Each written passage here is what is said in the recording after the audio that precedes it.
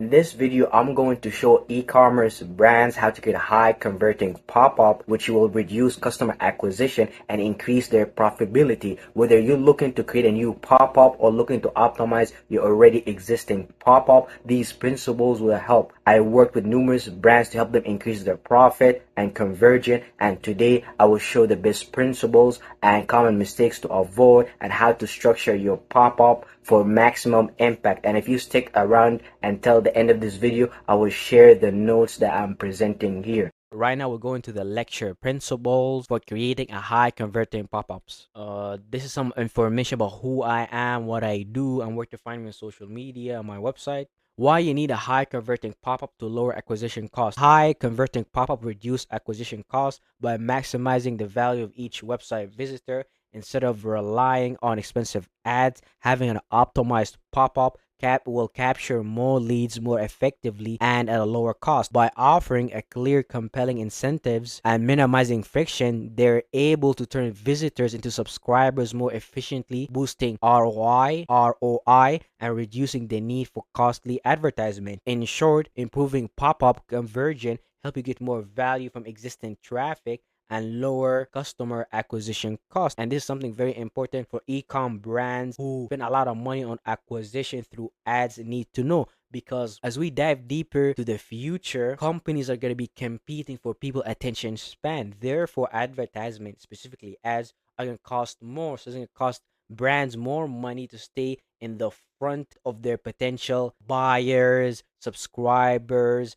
and things along this line. So relying heavily on advertisement as we dive is not a good idea because it costs a lot of money. But finding a way that could help you lower your acquisition cost is going to be very important. And the best way that I've found to help brands to lower the acquisition cost is actually email marketing, because with the email pop-up you capture lead for way more cheaper than advertisement. You could advertise and tell a person, hey, come check my website, but they're not going to give you their email. So even if you paid for them to come to your website, they may buy something or may not. But what you need to realize with the pop-up, when they enter your website, they may give you their contact information, and having this contact information will allow you email them and slowly build a relationship with them and nurture them to the point they can make a purchase. The first principle I want you guys to keep in mind is asking for too much information at the beginning. Nobody likes a person asking for too much information at the beginning. An email marketing pop-up can create friction for someone even sign up. When visitors are prompted to provide excessive details right away, such as their full name, their address, and multiple preferences, it overwhelms them and cause hesitation. People prefer a quick, simple sign-up process, and asking for too much too soon can make them feel uncomfortable or like the process is too time consuming. This friction often leads to lower conversion rate for your sign-up form, so we want to pay attention to that. Principle number 2, develop a strong offer, not a weak or unclear one. The primary reason people join your email list is the value you offer, whether it's a discount or a free resource. Your incentive must be clear, compelling, and easy to understand. If your offer is vague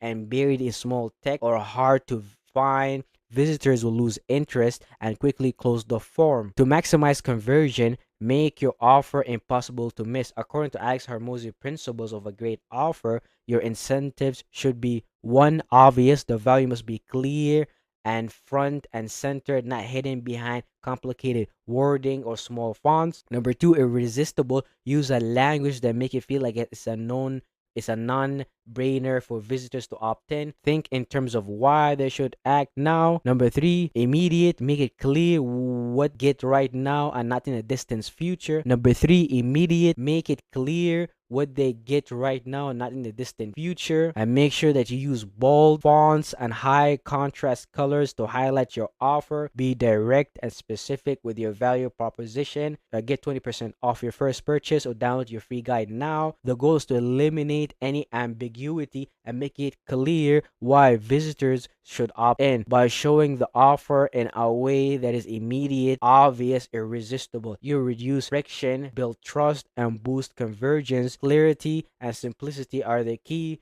Make your incentive so compelling that the visitors can't help but act. And this is a good formula that Alex Hormozy came up with to be able to come up with value. Principle number 3, avoid adding too much or too little copy and graphic. When asking people to join your list, avoid excessive copy. Phrases like exclusive offers are redundant. Subscribers expect that benefit either way. Too much text can confuse or overwhelm potential signups, increasing the abandonment rate. Keep your message short and focused. Highlight the most compelling reasons to subscribe, like sign up for exclusive discount. A simple, clear call to action is often more than enough. Avoid graphic overload as well. Too many visuals clutter the message. Keep the design clean and align with your core offer. The key is simplicity. A clear value proposition and an easy to complete form significantly boost conversion. So we want to make sure basically we don't want to add too much copy, too much text, too much word to make a person read, because that will create too much friction. We don't want to use too many pictures to confuse a potential subscriber. Clear call to action, a clear offer, a clear picture which describe our brand, our product, and what do we offer. So principle number 4, the form size should neither be too large nor too small. Medium-sized forms are typically the most effective. Small forms can be easily overlooked, while medium-sized ones are prominent and engaging, especially on the mobile where screen space is limited. They should strike a balance between visibility and value, offering enough information to keep users engaged without overwhelming them. A medium form with a clear call to action can feel like an opportunity rather than a burden, but it risks cluttering the design if not executed well. For both mobile and desktop, aim for a form that is big enough to stand out but not too large that it disturbs the user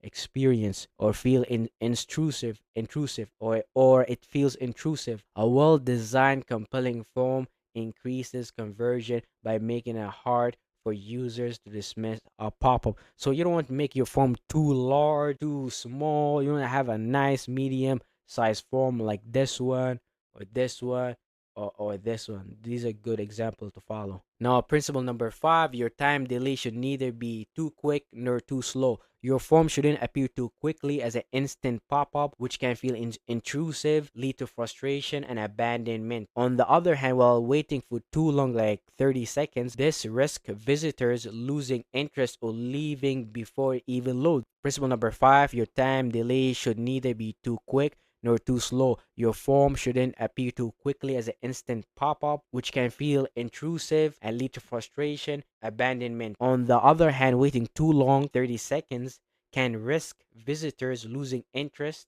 or leaving before it even loads. The ideal timing is somewhere between 4 to 12 seconds. Give users enough time to explore your site without feeling overwhelmed. This balance allows visitors to make an informed decision, improving both convergence and user experience. Timing may vary depending on your site and your audience, so testing and optimization are key to find the sweet spot for the best result. Principle number 6, the load speed should neither be too slow nor too fast. Slow loading forms can disturb the user experience and lead to higher abandonment rate. Large unoptimized images are common cause mobile devices with limited bandwidth and processing power. To ensure fast load times, avoid images in a pop-up on a mobile. On a desktop, if an image is necessary, optimize it and compress it to reduce file size without compromising the quality. Tools like I Love MG and Tiny PNG can help you efficiently compress images, and these are basically websites where you could go upload your images and compress them so you could put them within your emails. A fast loading form enhances the user experience and boosts conversion rate by keeping visitors engaged and reducing frustration. So now this is the blueprint that you want to follow when it comes to designing your pop-up. So you want to make sure that you have a brand or a product image that shows your company, that shows the type of product you guys sell. There's this saying that goes like, a picture communicate 1,000 words. So if we pick the right picture, the right product, that could help us communicate what are our brand about, what do we sell, what is our mission, and things along this line. You want to obviously make sure to add the brand name, who email list they're about to join. Make sure you add a header and a subheader where you break down your offer and explain why they should join your email list and how good your offer is. Header and a subheader. You obviously want to add in an email input field so you could emails and start emailing them. And you want to make sure you want to add a call to action, a CTA, which is very important. A lot of time brands will put a boring call to action such as subscribe now, which is okay. It's not bad, but you can make it better and make it something more interesting, such as welcome or join the family or get your fitness going. Basically, you want to make the call to action something interesting, such as join the family, become part of the family, or something like that. Something interesting. You don't want to where you just tell a person to, hey, subscribe now, which is not bad, but you could make it better and test out different wording. So when it comes to option to close, you want to make it interesting, just like the call to action. You want to make a person feel like he's losing something if he exit this pop-up instead of signing up with his email, because we as humans, we like to save money, we like to utilize discounts and things like that. So if you write something such as I pay full price as opposed to signing up to this email list and get $5 off or 20% off or whatever it is, what's gonna happen is that the person's gonna like, you know what, no, I don't want to pay full price. I'm gonna sign up to this email list, even though I may not purchase anything. I just want to have the discount in my pocket. That's how humans think. They want to save as much money as they can. So you could utilize a lot of psychological principles to get them to opt in, for them to feel a sense of urgency, like they're missing something out. A high conversion Klaviyo pop-up, we recommend having a two-step process. Step 1, collect the email address, and step 2, collect the optional SMS number. This approach maximizes conversion by first capturing email subscribers, which typically converts better, and then offering an optional SMS opt-in without overwhelming the users. After the form is completed, display a unique coupon code on the confirmation page and send it via the welcome email. This setup works well for brands with a solid web traffic and is quick to implement. The key is asking for the SMS in the second step to avoid scaring off potential email subscribers while still allowing you to build an SMS list over time. So you want to build something like this. You want to ask a person for his email, and then on the second submission form, you could try asking for his phone number, but whether they put their phone number or not doesn't really matter, because you got them to give you their email, which is important. And this is where we do most of our emails and flows and things like that. But if they fill this form first and then they fill the other form where they give you the phone numbers, hey, it's a win-win. But by you not asking for the phone number from the very beginning along with the email, you don't overwhelm them as much and make it much more easier for them to take the next step. And usually if they're willing to put their email here, they're most likely going to put their phone number on the next one. And in the next submission form, you want to make sure that they're able to see the discount code so they could utilize it immediately. And obviously they're going to get it in their email too. I think it's really good when you make it 2-step or 3-step, like this one right here. They put their email here. They're not asking for the SMS, which is completely fine. It really depends on your brand. Like some brands don't use SMS, and some brands utilize just email marketing, and some brands utilize both of them.